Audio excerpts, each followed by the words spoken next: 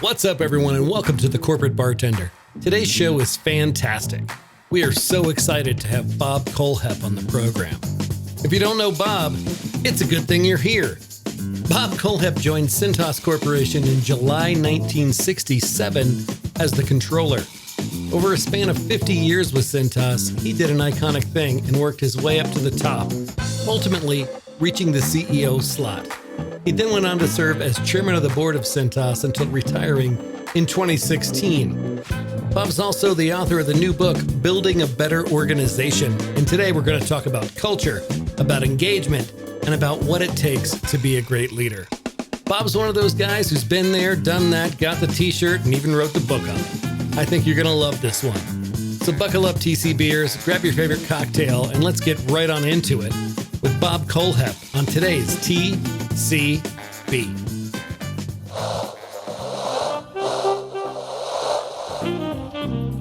Welcome to SkyTeam's The Corporate Bartender, where we gather some of the best HR and people leaders to discuss what's happening on the people side of business. Now pull up a stool, belly up to the bar, and join us for The Corporate Bartender.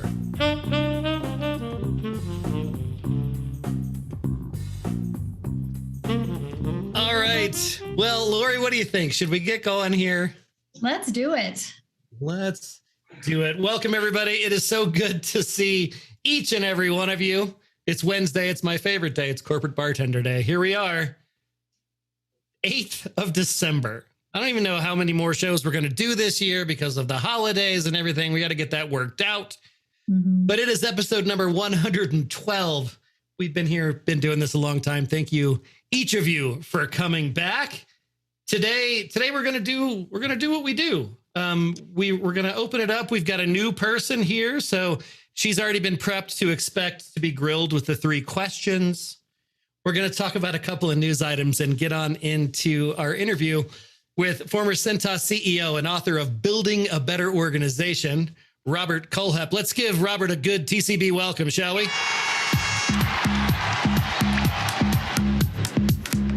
Say hey to everybody, Bob.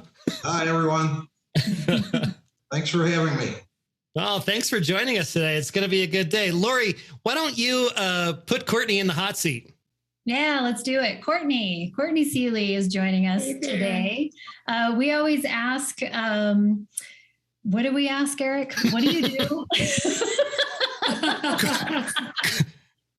And take 2. Courtney, welcome to the Bartender. We want you to tell us who you are, what you do, and one boring fact about yourself. Oh, okay. Well, that's fairly easy. If I can't knock this out of the park, there's something a little special about me. So I'm Courtney Seeley. I'm in Greenwood Village, Colorado, south of Denver. Mom to 2 middle school boys. So that's a lot of fun right now. I'm sort of saying that with some sarcasm, dripping. What? I have 2 male dogs. So I'm surrounded everywhere I look by boys and men. I am an attorney. I currently serve as the head of legal operations for a global beer company, and I'll shortly be moving over to serve as the chief legal officer of Cable Labs. So I know each other. And a boring fact about me is I think the same thing as what I do. I'm a lawyer. So we'll try to keep David from making too many lawyer jokes. I know it's a ripe opportunity. Yes. So there you go. If there's anything else you'd like me to share, just shout. Otherwise, thanks for having me. No, awesome. Thank you, Courtney. Thanks for being here. All right. Just a reminder, this link should work now. TCB merch. We're going to start doing merch. I'll figure that out over the holidays, but you can go to that link right there, skyteam.cloud/TCB merch, and we'll get your order on file. Morag, I did get an order from Dr. Bob. Dr. Bob wants a TCB t-shirt. Well, so do I. I get mine first. You do. And then Dr. Bob can wear his when he comes on People First next year. Yes. Excellent. Maybe it could be one of those crossover reality shows. You should come on People First and help me interview Dr. Bob. And I'll wear a Work Made Fun Gets Done t-shirt. Okay. Awesome. All right, just a couple of news items today before we get into our conversation with Bob Kohlhepp. Lori, I'm going to let you take this first one because you sent it to me this morning and I could hear the sigh of exasperation in your voice. Yeah, so there's this. We kind of are continuously going around and around the conversation of how do you comply with a perpetually moving target? Should we even try anymore? Should we just do our own thing? So this was something that happened, I believe, yesterday, that the federal contractor mandate that we've talked about has now been blocked by a federal judge in Georgia. So that giant press pause button has happened there. As we know, the OSHA emergency temporary standard was blocked, 30 seconds after it came out. So, big old giant pause button on that one as well. And so, just from my own experience at Cable Labs, we're in the process of identifying a tracking mechanism, an app essentially, so that we can begin to track vaccination status or testing, negative testing documentation, that sort of thing, which we decided to do as a company policy, regardless of these standards. But once again, just, par for the course that one step forward, two steps back, this is up in the air again. So will be interesting what this turns into at this point. So I don't know. Is anyone else subject to the federal mandate, either for employers, right? That's still in place. If you're a federal employer, they have the vaccine mandate that doesn't allow for a testing option. Is anybody else subject to the contractor side of that mandate? Looks like Reb is.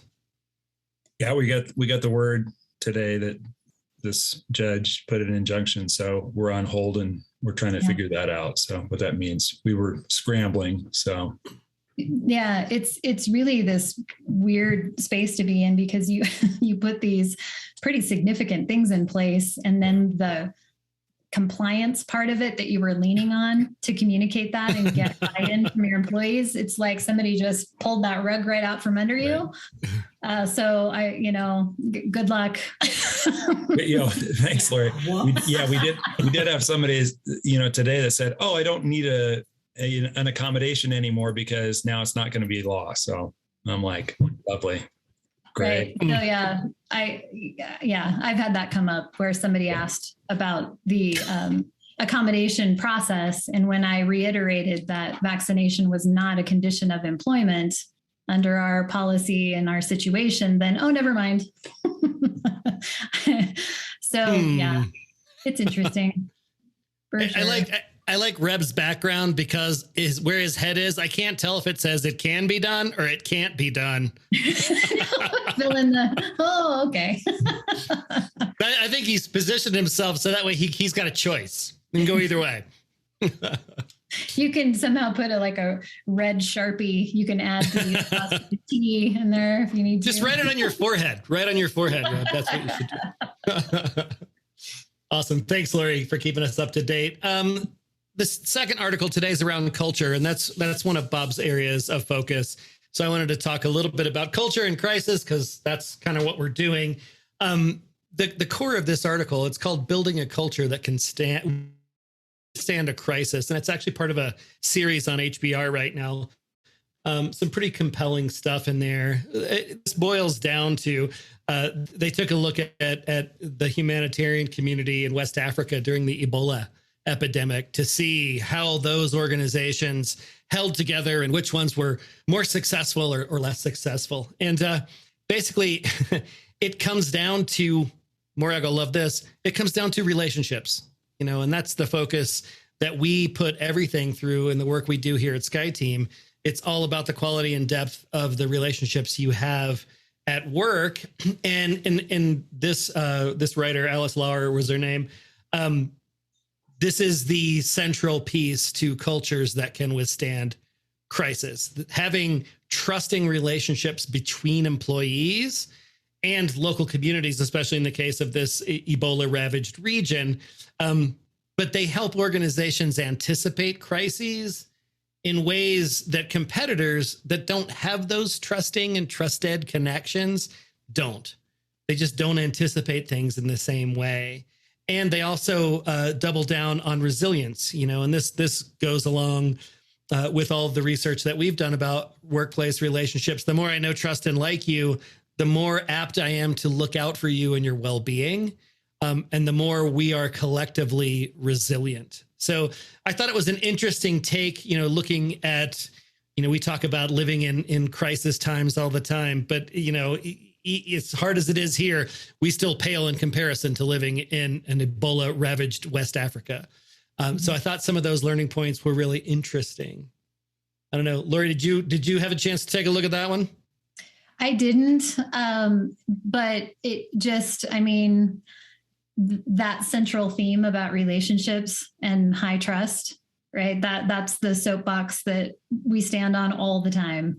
If you can create high trust relationships, that is going to accelerate and highlight every other competency you have as a leader or as an influencer in an organization, right? And that granting of grace that also comes with high trust relationships, right? That we're able to bring humanity and all of our faults and missteps into the equation in a way that has some compassion around it before just the hammer of judgment, right? all of those things in high stress situations are so critical, especially life and death, high stress situations, not which strategic direction should we move, but how do we keep people from dying? That's significant, right? Absolutely. Yeah. Absolutely. It's interesting. Ruby and I were doing a workshop today, and we were talking about, just the preferences and tendencies that we have as human beings, thinking about it in this cultural lens, and how under times of stress or pressure, we tend to double down on the things that come easiest to us and most natural. And if we're not flexing to meet other people where they are, especially as leaders in an organization, it's an opportunity missed, but it's poking holes in the bottom of our culture, right? Mm-hmm. It's putting us at risk. So culture, it's a good transition. We're going to shift on in and welcome Bob Kohlhepp here to the Bartender.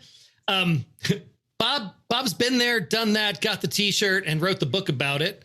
He started with Cintas Corporation back in 1967 as a controller, and he spent over 50 years there, working his way all the way up to CEO and board chair before taking on a lovely place in Naples, Florida, where he could write his book and do his thing.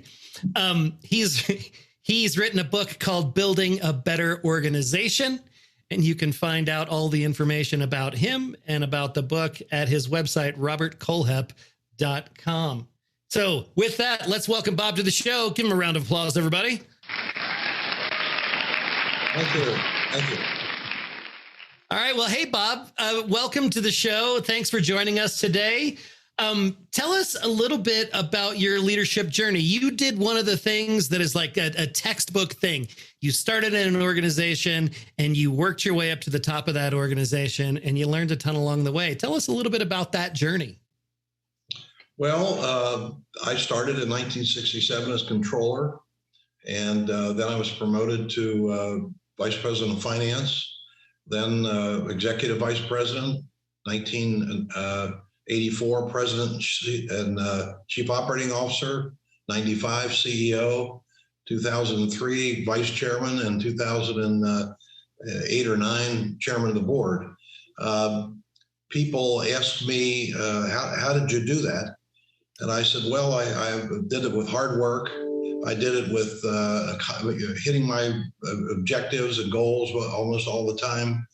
But I also say I always had my hand up. And by that, I mean, when something needed to be done, and we'd sit in an executive committee meeting and say, well, who's going to do that? I'd always go like this, raise my hand. and they give it to me. And fortunately, I wasn't successful every time, but most of the time. And as a result of that, I learned I had a broad understanding of the organization. I had a reputation of somebody who gets things done. And when the job opened up, I was the guy the founder thought of to take it on. And so I think I always tell people, always have your hand up. When my kids graduated from college, I sat down and I said, I want you to be the first one in the office. And I want you to be the last one to leave, because that's what I did. And I think when you do that and you accomplish things, but, to touch on, Eric, something you talked about, I was just thinking as you were talking, in the first 7-8 years of my tenure at Cintas, I was probably offered 7 or 8 jobs in those 7 or 8 years because I began to develop a reputation. And in some cases, people would say to me, we'll triple your salary. Mm-hmm. And I said to them, I wouldn't, you could make my salary 10 times what it is, I wouldn't leave. And they'd say, why? And I said, because I have a special relationship with the founder of the company. He was my mentor. He taught me a great deal. I trust him. We have a great organization. Why would I leave it? I'm not going to leave it. And the relationship is what kept me at Cintas. It wasn't the money early on, especially. Then after I was there about 10 years, I think everybody just gave up trying to hire me away. They knew I wouldn't leave. But you're absolutely right. Those kinds of relationships are critical. They have to be developed. They're developed with honesty and integrity and straight shooting. They're developed with the boss listening to their subordinates, respecting their subordinates, soliciting their opinions, making people feel like they're part of the company from the standpoint of running the company, that people want to know what they think. It was a great 50 years that I had with Cintas, and I feel very blessed to be able to be part of it. That's fantastic. You talk about building relationships, and I love the story of the power of that one relationship outweighed all the financial incentives people could put in front of you. How do you go about developing relationships of that depth and complexity? Well, I think it's done with regular communication. It's done with being sort of having an open door policy, letting people know that, hey, if you want to talk to me about something, don't hesitate to come in and talk to me about it. It's done with being someone you can count on. When I said we're going to have a meeting at 3:00, I expected everybody to be there. If I expected everybody to be there, I sure as heck better been there on time and be there at 3:00 too. And so I think it's just being somebody that people can count on, being somebody that people feel they can learn from. I was so blessed to have Dick Farmer as a mentor, and I was so pleased when I retired in 2016. I literally got 500 letters from people in the company reminding me of some impact I had on their career and their performance. I felt better about that than anything else. So the money I made and all that sort of thing, to think that I really had that kind of an impact on people. And when I think people feel like, gee, I'm working for somebody who cares about me, somebody who wants to make me better, that doesn't mean there isn't some tough love along the way. There has to be. And I got some too. But I think once people realize that, when you say tough things to them, you're not doing it to be a jerk. You're doing it to make them better and that you care about them. And I think you can't lead people if you don't care about the people you're leading. And so I think if you do that and people sense that you're that way, they recognize that most organizations aren't that way. Too many companies consider employees just a necessary evil. And having to deal with people is a pain in the rear end. But you just can't look at it that way.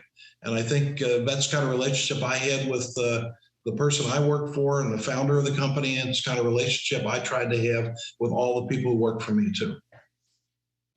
I love what you said there. It makes me think about this framework that we have that was written in Morag's first book called Cultivate the Power of Winning Relationships. And it's about this notion of being an ally or showing up as an ally. And, it's this idea that allies tell us what we need to hear, not just what we want to hear. To your point, even when the love is tough, But, wouldn't you rather know that you have toilet paper stuck to your shoe when you come out of the bathroom, or have everybody talk about it? Because they will, right? But it's tough to tell the boss that he's got toilet paper stuck to his shoe, because there's some risk and some vulnerability required. From a leadership perspective, what would you say to employees lower down the stack about that type of up-chain feedback? How do they get comfortable giving that to somebody who, if they take a misstep, could perceive as a career-limiting move? Well, it certainly takes some gumption, but I really think what's most important is that the people at the top create an environment where it's okay to challenge the boss. When I was CEO in our executive committee meetings, I'd say it's okay to say, hey, Bob, I don't think we ought to do that. I'm not going to get mad at you because we would always focus on, we had lots of sayings at Cintas. One of them was, we don't care who is right. All we care about is what is right. And therefore, I used to say the janitor can have a better idea than me, as long as I create the environment where the janitor is willing to speak up. And when the janitor speaks up, I listen to him. And if you do that, and people see that that's the way you operate, they become very comfortable with it. So I think it's far more incumbent upon the people at the top to create that safe environment for people to speak up, because if you don't, they won't. They're not sure what the consequences are going to be, and so they're not going to take the chance. And that, I love what you said about creating the environment. It has to be explicit, right? Because I think a lot of times leaders generally feel open to that. Like, sure, I'd be happy to hear feedback from people and take in those considerations, but they're not actively asking for feedback. They're not actively saying, please tell me what you think, right? They're assuming, well, people will speak up if they want. And that is a poor assumption to make, because people experience those power differentials. And so to your point, it's more than just feeling like that's the right thing to do. It's actually articulating that is what is desired. And you have to do that over and over and over, and give people examples of when that actually came to fruition, right? It wasn't my idea. It was somebody else's idea that was the right thing to do. Exactly. Yeah, I love that. And in fact, if even I used to I coached a fellow one time as one of the motivations I had to write this book, and he was very directive. He was always telling me, somebody come into his office, I have a problem. What do you think I should do? And he would say, do this, do this, do this, do this. His name happened to be Eric. And I said, Eric, I want you to try something. I said, the next time somebody comes in your office and says that, I want you to say, well, what do you think we should do? Yeah. And I said, now, the reason I want you to do that is when you are so directive and telling people what to do, you are cutting off input from the people who work for you. Because when they know you're going to sit in there and say, do 1, 2, 3, 4, 5 and get out of my office, you don't hear what they think. And if you heard what they think, you might come to a different conclusion. I said, the second reason to do it is, and he said, well, what do I do? What do I do if they don't have a suggestion as to what to do? He said, should I tell them what to do then? I said, no. What I want you to do is I want you to say, well, let's think about what are our options. Mm-hmm. We could do this, or we could do this, or we could do this. And if the third thing is what you know you really need to do, when they get to the third thing, you should say, that's a great idea, Pete. Let's do that. Because if they think it's their idea, they're going to be far more committed to it than if you dictate to them what to do. Oh, preach, Bob. Preach. Well, and then, I mean, how good does that feel that you had the idea, right? Exactly. As that person walking out of the office to say, oh, I nailed that. And then that builds that confidence, that builds that, okay, so that's how I should approach it. I'll think of these options and I'll process, and I won't wait to be told. So everybody wins in those situations. Exactly. Yeah. And you know what? He tried that 2 or 3 times, and he called me up and he said, you know what? Kohlhepp, that really works. That's great. And his whole approach changed. That's great. I love it. I love it. I love the notion of creating this environment. It made me think of something that Ruby says to people that she's coaching. I watch her face right now. She's like, what do I say? I've heard her say this to a couple of executives, and it just rings true. To Lori's point, without making these things explicit, Ruby says, the further up the food chain you get, the less honest people will be with you. The less likely they are to tell you the truth. Yeah, absolutely. Even I would say from the top down too, I used to teach this to my people too. I said, if you want to know what's going on, don't ask management, ask the people doing the work. That's right. Okay. We had, for example, a 13-week training program for our service salesmen. These are the people that service salespeople who drive our trucks and interface with the customer. And I'd go visit a plant, and I'd find this fellow's just been with us for 4 months. And I would say to him, well, tell me about your training. How long did it last? And because management will always tell you the way they think it should be, okay, or the way they believe it is.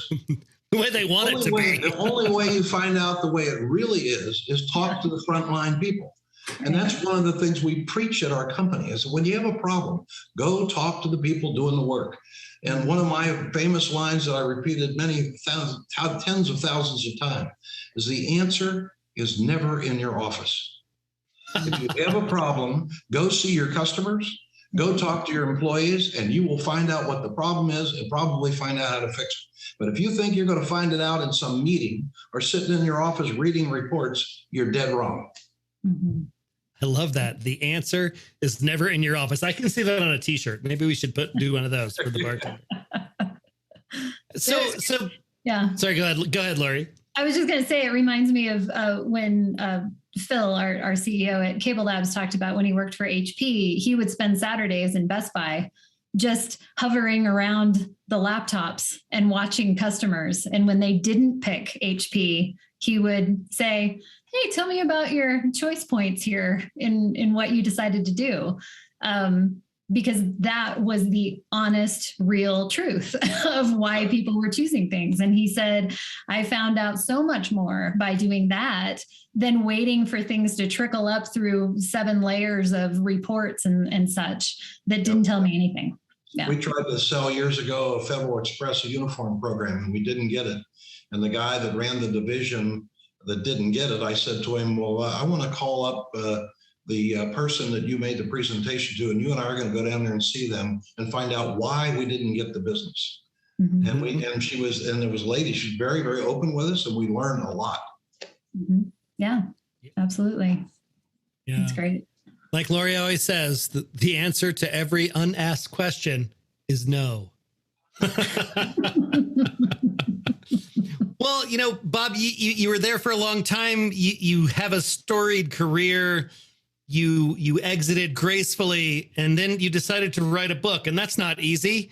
Why on earth would you decide to write a book? Well, as I explained to you earlier on, I have been asked to write a book many times. And I finally had an experience where someone on a private equity board that I sit on sent me a book by a guy, it was about a guy named Bill Campbell. It's actually written by 3 people he mentored. And one of the persons he mentored early on was Steve Jobs of Apple. All these people were in Silicon Valley. And the book was called a Trillion Dollar Coach. And the book was, the way the book was organized was really, I thought, great. And, I said to myself, I've thought about writing a book for years. I should do this. And so I began to do it. And I would say the other reason is that I feel so blessed to have gone to work for a company in 1967 that had sales of $1.6 million, that today has sales of $8 billion, that had 62 employees when I started, that today has 42,000 employees. And I was not the only person that did that, but an integral part of it. And I've been very blessed to learn a lot of things in that 50-year career. And I thought to myself, I should not go to the grave with all this knowledge in my head. I should put it in a book for my family and for my friends and for anybody else who has the same challenges I had in my career. And hopefully it'll help them do a better job. And so those were my 2 motivations. That's fantastic. So the book The book is composed of three big sections. You talk about culture, you talk about talent, and you talk about leadership. Let's talk a little bit about talent, because I know a lot of the folks here in the bartender community are HR folks, or they're talent acquisition or talent adjacent people. And right now, recruiting's tough. Mariah's a recruiter. She's out there banging her head against the wall every day. When talent acquisition gets challenging, what advice do you have to folks that are out there in the trenches fighting for this limited supply of talent? Well, it's certainly difficult. There's no doubt about that in today's environment, when there are far more jobs out there than there are people. But one of the things that we did many years ago was carefully study turnover. And we quantified the cost of turnover. And it was by far the largest number of any cost that we had that was not on our operating statement. Mm-hmm. We figured out that if we turned over a janitor, it cost us $3,000. If you turned over a sales rep, it was over $100,000. You turn over executives, and it could be $500,000 or $1 million. Mm-hmm. And so we said, and then we started looking at what were the primary reasons for turnover? And we determined that the number one reason for turnover was we shouldn't have hired them in the first place. Mm. And that happened because we didn't focus nearly enough attention on whether or not the applicant was going to be compatible with our organization. The focus was more on, is the applicant have the qualities and the experience and the knowledge to do the job? What is equally as important, if not more important, is, will the applicant fit in our company? Are their values similar to our values? And so we created a program we called meticulous hiring. And to get a job at Cintas, any job, you had to go on somewhere between 8 and 10 interviews. All the people that interview you would meet and talk about their interview. You'd be shocked at how many times an applicant will answer the same question a different way when you get to share answers.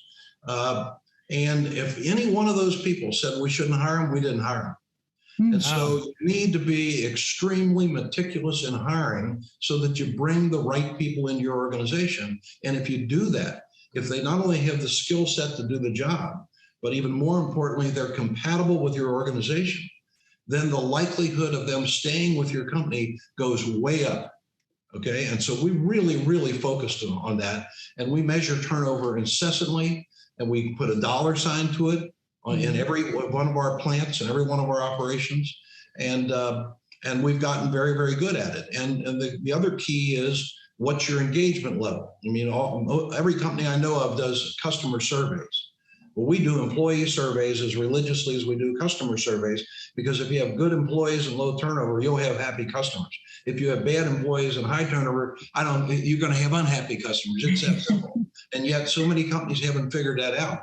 We rank, the last time I was involved in this was about 3 or 4 years ago, we ranked in the top 1% of engagement scores in the world in our engagement surveys. And then when we found we had a plant that didn't have a good engagement survey, we would develop an action plan with human resources. What do you got to do to get that up? And if they didn't get it up in a couple of years, we had a new manager. It was that simple. And so I think, in our principal objective, which is to exceed our customers' expectations in order to maximize the long-term value for our shareholders and our partners, that's what we call our employees partners. And we treat them like partners. I used to ask the question, what order do you put those three constituents in? And some people in the audience would say, well, customers, employees, shareholders. Shareholders were always last, unfortunately. And I said, look, all three are equally important, but it starts with employees. You can't have happy customers if you don't have happy employees. And you can't have happy shareholders if you don't have happy employees and happy customers. So one begets the other, so to speak. They're all three equally important, but it starts with the people. And one of the things that I was on the board of a college, chairman of the board of a college for a number of years. And I used to sit down with the dean of the business school, and I said, you guys need to teach about people. You teach about things. And the first thing you do is you get out and get a job, and in a year or two, you're a supervisor. And what are 80% of your problems? People. People. We didn't learn squat about that in school. And we need to teach that in school. How do you call somebody in your office and chew them out and have them leave saying, I got to do better, instead of leave saying, I hate that SOB? That's a skill. That's a skill you ought to learn in college. Most of us learn it by screwing it up 3 or 4 times. That didn't work. You know? And so the whole people aspect of business is when companies get to understand that people are not only their greatest asset, they need to treat them like they're their greatest asset, then everything fits into place. It all works once you figure that out. Love that. Yeah. You said compatibility, and this brings to mind, the phrase that we in HR know very nearly and very dearly, and that's the idea of culture fit. And when somebody leaves the organization or gets let go, that's the thing we hear a lot. This person, they weren't a culture fit, and so I'm curious. In your book, you talk about culture essentially consisting of 4 essential elements. What are those elements, and how did you get there? And how do we use that in this notion of looking for culture fit? Okay, well, it came about because many years ago, early in my career, I guess I was there maybe 5, 6, 7 years, our CEO at the time, Dick Farmer, our founder, called a meeting on a Saturday morning because we had lost a couple of management people. And we sat down and we made a list of every management person we lost in the last 2 years. And it wasn't a long list because we weren't a very big company. And we were discussing each one, and about halfway, maybe 2/3 of the way through the list, the head of HR said, well, those people weren't a culture fit. And we said, well, what do you mean a culture fit? And he says, well, we work harder than most companies. We don't work 40-hour weeks. We work 60, 70-hour weeks. When we tell somebody to do something, we expect them to do it. We take goals seriously. We revere our customers.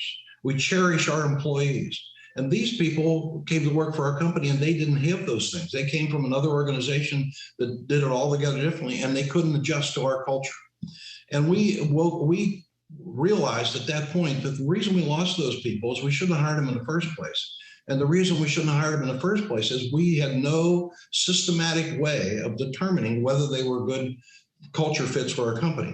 Now, our culture consisted of 4 elements. First of all, our principal objective, I just mentioned, exceeding our customers' expectations in order to maximize the long-term value for our shareholders and employees, drove every decision we made in the company. The second part of our culture was our corporate character, professionalism, honesty and integrity, revere the customer, cherish your employees, all those kinds of things, sort of what we were all about, how we went about doing our job. The third part of it was our management system, where we documented the solution to recurring problems in written policies and procedures, and that's the way we ran the company. Every organization had an operations manual. You followed that operations manual, although you could get an exception if there were an unusual situation. And the fourth part of it was ethics, a very carefully defined process to determine what is the right thing to do. And so those 4 things were our culture. Now, in the interviewing process, what we did is we asked lots of behavioral questions. We would ask situational questions. For example, some of them were, what's the toughest decision you ever made in your life? Tell me about it. Why did you do what you did? How did it turn out? Who's the best boss you ever had? Why? Who's the worst boss you ever had? Why? In your last 2 performance reviews, what areas of improvement did your boss tell you need to focus on? Tell me about those. Now, when we would do reference checking, we'd ask the former boss the same question. You'd be surprised how often we got different answers to those questions. So all of these were behavioral kind of questions. Here's the situation. How would you handle that? Here, and so you'd learn a lot about a person when you ask those kinds of questions. I remember I was at Xavier, where I was on the board.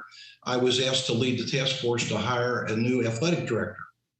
And they gave me a list of questions they were all going to ask. And I said, well, these aren't good questions. I have my own questions.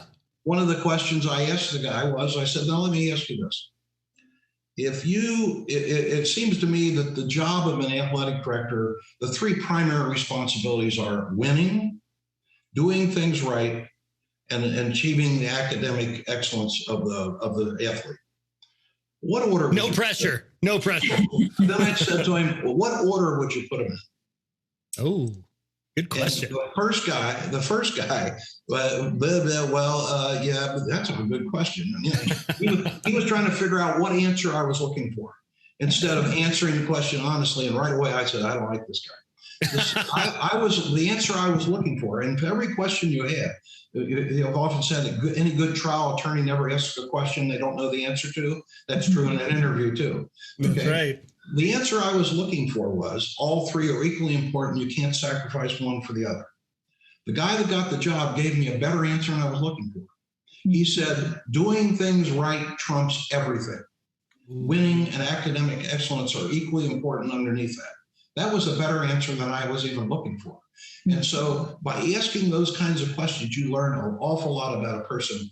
Can they think on their feet? Are they quick? Do they give you a good answer? Do they try to give you an answer that you're looking for versus the answer they really believe in? And again, we'd have multiple people ask the same question.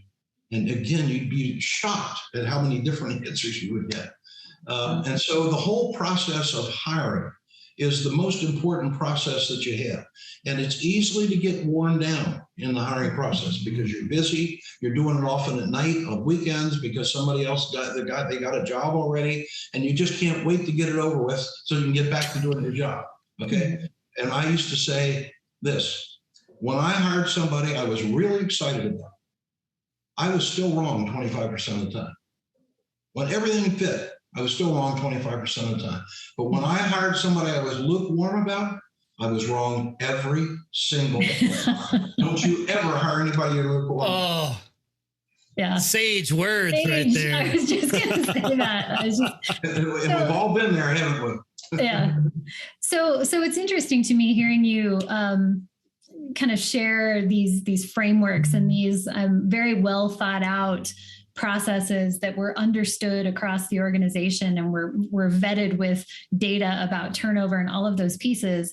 And I don't know about the rest of you here on the call and your experiences with being part of organizations. I know being in HR my whole career, so many times we are the voice of all of those things.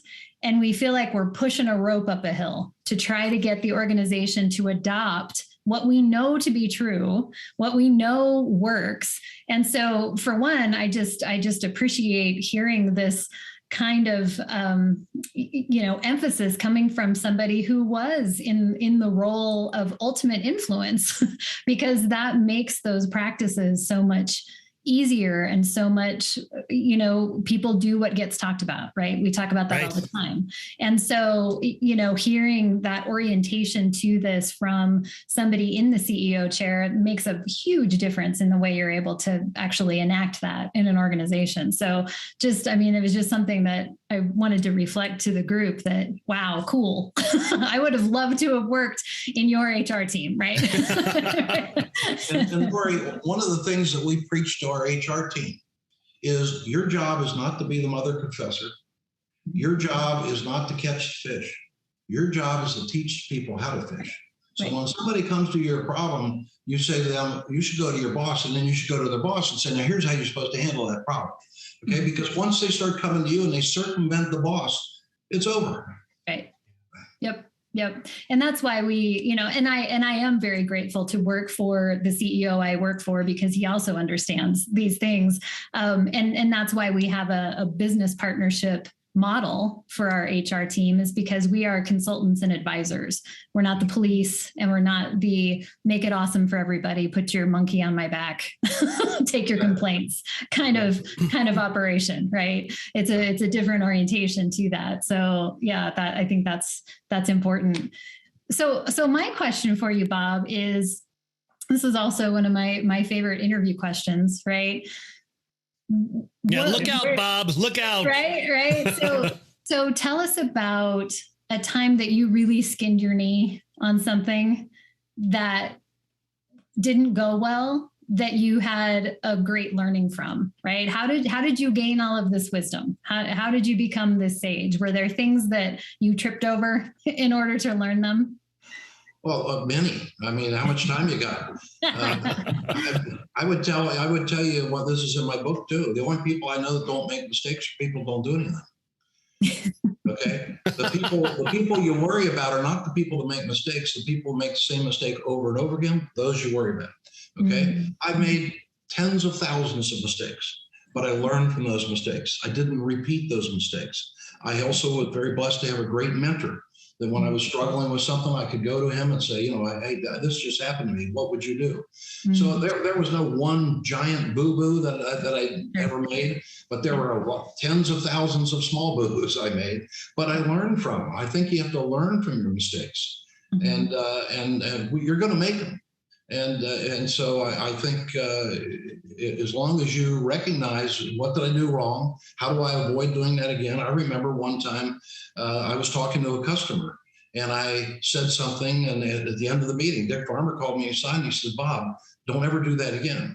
I said, "What do you mean?" And I said, "Well, when you told this customer that they had a problem, that was the wrong thing to say."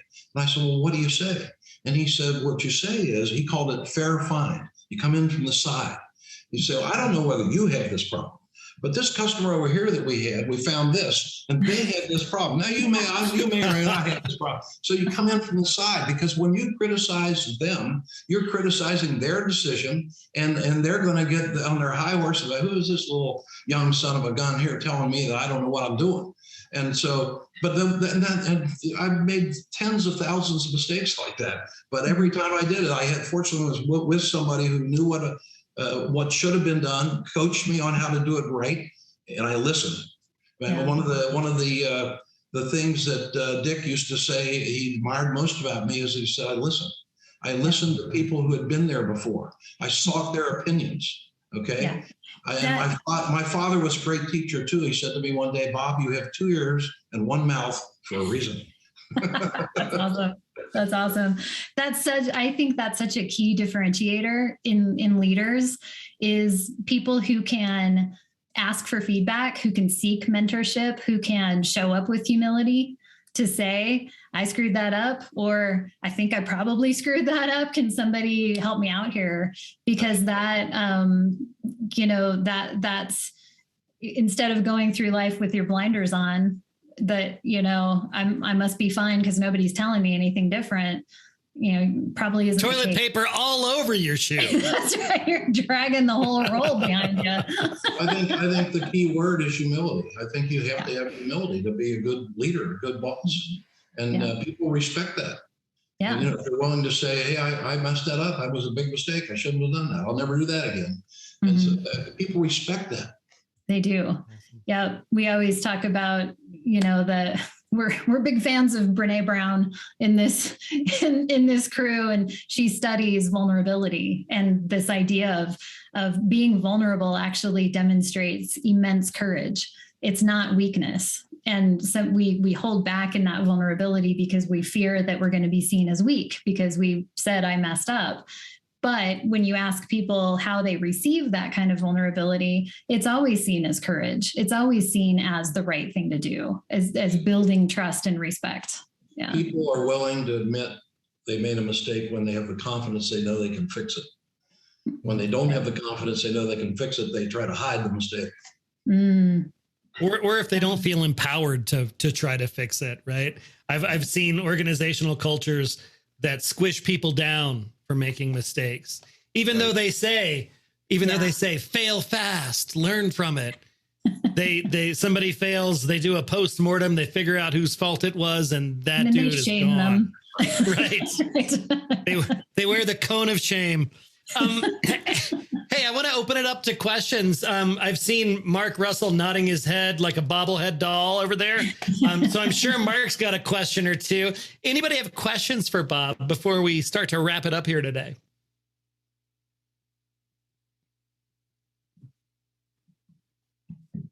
I don't have a question, but I'll share some thoughts based on having just gone through an interview process myself across a number of different roles. So this is not specific to Cable Labs, but I would say in my recent experience as an executive level person being interviewed, I had the most positive experiences with the leadership teams and the HR professionals who ask the type of questions you were suggesting, Bob. I thought that led to a much richer interview and engagement process. And it made me feel as if this was really a two-way street, and that the employer was not only trying to consider you, but they were giving you the opportunity to showcase yourself and learn about their culture based on the questions they asked. Some of the less positive experiences I had were when companies focused on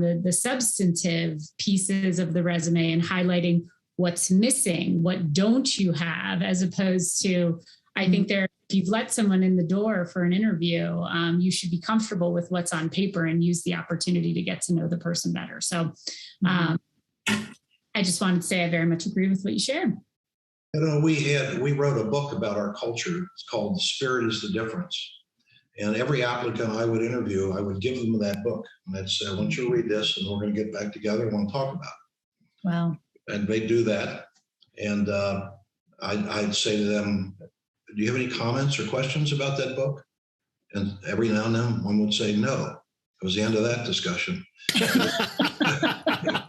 Thank you. Goodbye. That means they didn't read it or it turned them off. One of the two.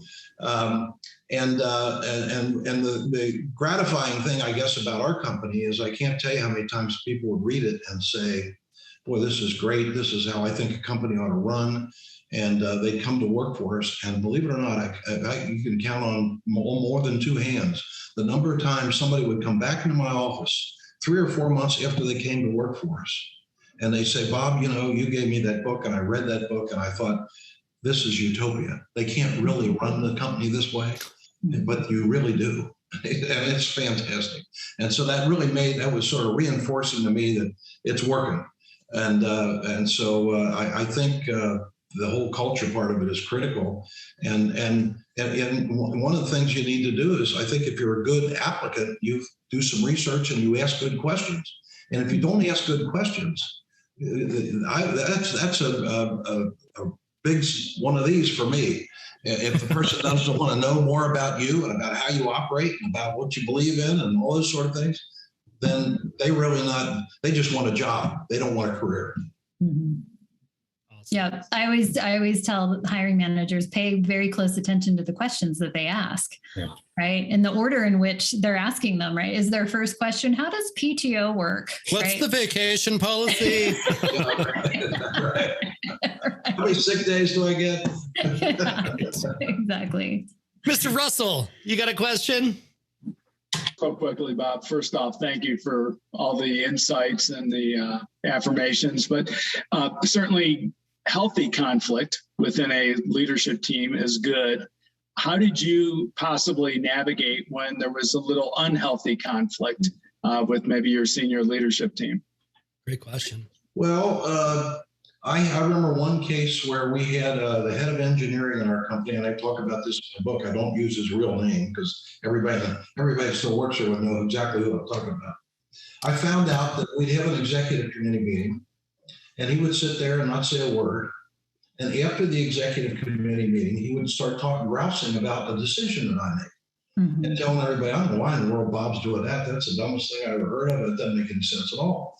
Well, I had a relationship with our people that was such that they came to me and they told me this. And I called him in my office and I said, look, I want you to understand something. We're after what is the best decision. Doesn't make any difference whether it's my decision or it's your decision or it's somebody else's decision. When we're in the process of making these decisions, I want you to speak up. Don't worry. I'm not going to get mad at you if you disagree with me. Do it respectfully. I mean, don't call me an idiot or whatever, but I want to know what you think.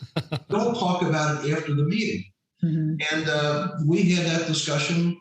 I will admit he got better, but he never quite got it because it just wasn't wired that way. And this is one of them. He never was successful in his job. And the reason was he avoided, and this is a human nature thing for a lot of people, avoid conflict.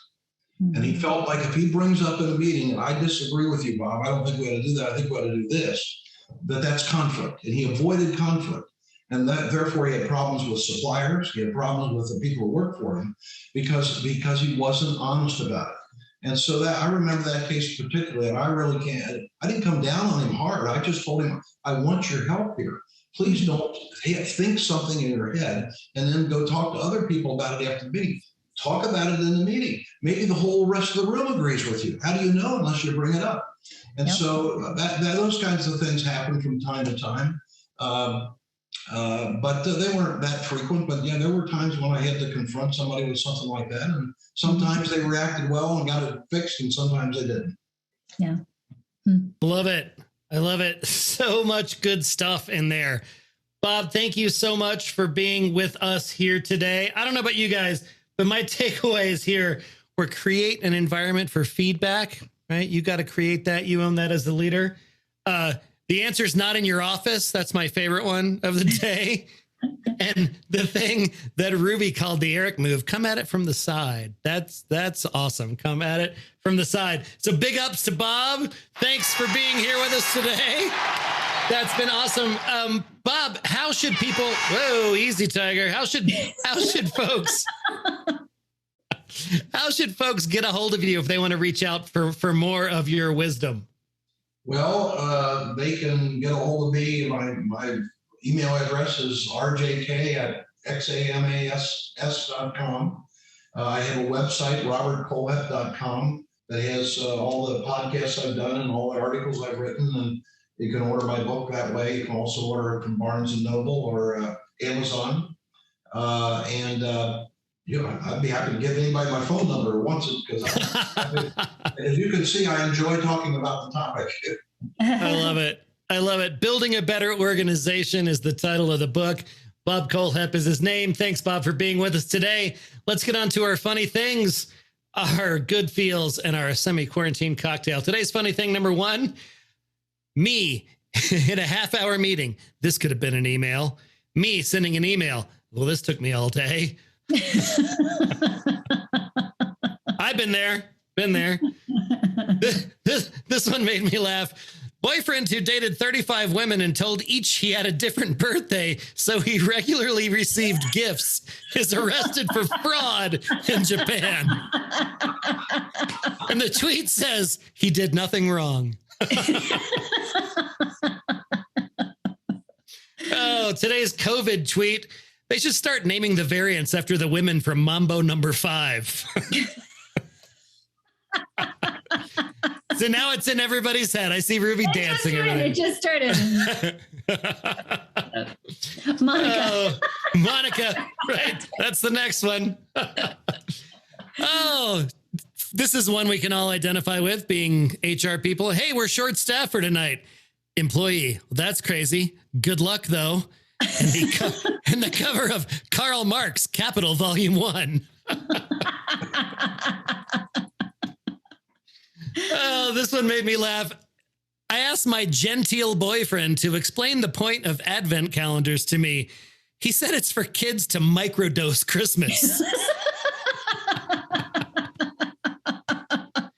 Oh, and my favorite funny thing today, it's just a picture of Cinderella getting not the slipper, but a better shoe. That's fantastic. Today's Good Feels story is about a mom and pop shop up in Norwich, Connecticut. So let's take a listen. Steve Hartman this morning is all about taking care of business. Here in Norwich, Vermont, for more than a century, this Nice. Just like every week, I'm not crying, you're crying. I was going to say, so many tears in the Good Feel stories. I love it. Oh, wait till you see the next one. The next one's going to kill you. So good, though. So good. Today's semi-quarantine cocktail is you put your weed in there. It's a nod to an old Saturday Night Live sketch. It's a riff on an actual cocktail called the liquid marijuana that contains no cannabinoids, just so you know. Today, if you didn't know, is National Brownie Day, y'all. So you're going to need a little bit of spiced rum, an 850-pound brownie, 3/4 ounce of mountain liqueur, 20,000 milligrams of THC, some coconut rum. This thing is 3 feet square by 15 inches tall. A little blue curacao. Guinness does not accept cannabis-related records, so this is not a world record pot brownie. Sweet and sour mix. And after the launch of, they call this Bubby's Baked, this brownie, a lucky medical marijuana patient will be the recipient. A little bit of pineapple juice to round it out. Yeah, they made an 850-pound, 20,000 milligram of THC pot brownie. That was the thing that happened. So there, SemiQuarantine cocktail. You put your weed in there. Bob Kohlhepp, thanks for being with us today. You didn't know what you were getting into, and now you've survived. Thank you to everybody who was here today. So good to see you all. Wednesdays are my favorite days, and you guys are my favorite people. Have a good night, everybody. Have a good night. Get to dinner. See you later. Bye. Kill somebody with that brownie. And also, Right? I noticed how happy everybody looks. Such big smiles. I mean, you know how complicated it is to get the dosage right on a regular brownie. What do you do with this thing? Just dump the whole shit in there. Eric, that's where you go, allegedly. Allegedly. My friends have told me it's hard. It's hard to know how much to eat. And Eric, kudos to you, but you've got to drop one F-bomb or else it would not be a corporate bartender. Oh, I know. Fuck, Mark. Thank you so much for joining us today.